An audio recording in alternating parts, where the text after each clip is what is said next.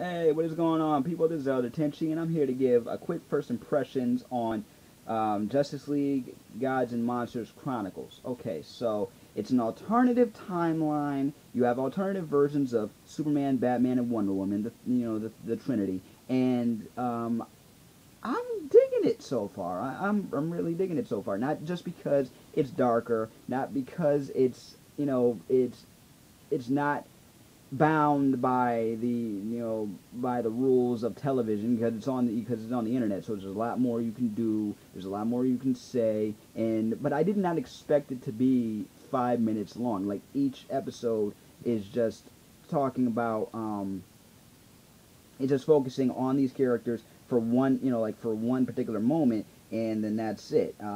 It kind of reminds me of World's Mightiest Heroes from Marvel, the first Avengers cartoon that came out a few years ago.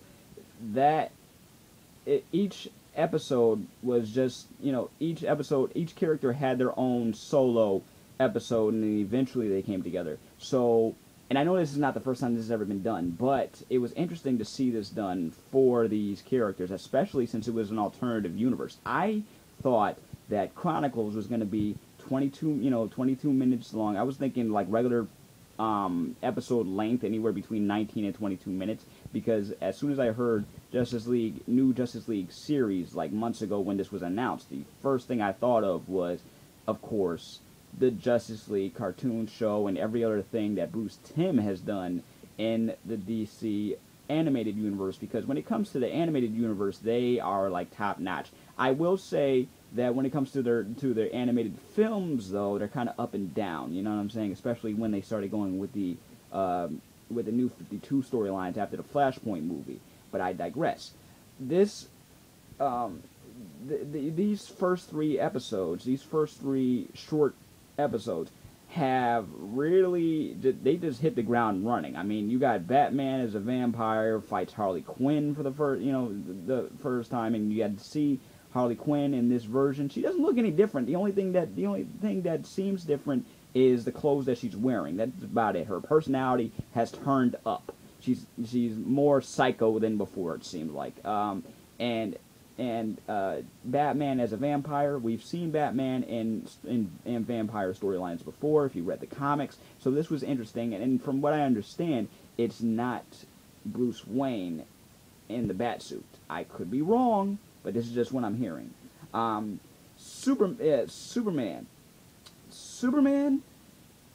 great. Great. The way that they brought him in was him versus Brainiac, but it's not the same Brainiac. Of course, it's going to be an alternative universe, but I thought it was going to be just some mindless robot. You know what I'm saying? Like with no real intelligence or remorse, just fight. No. It reminded me of Akira, and if you don't know what Akira is, or who Akira is, or about the animated film, definitely check it out. Check out the manga if you haven't. If you're into that stuff, it's one of my favorite films of all time. And that moment with Superman talking to Brainiac, and Brainiac expressing so much emotion about not being able to control his powers, reminded me of Akira. All the emotion that happened at the end, that reminded me of Akira.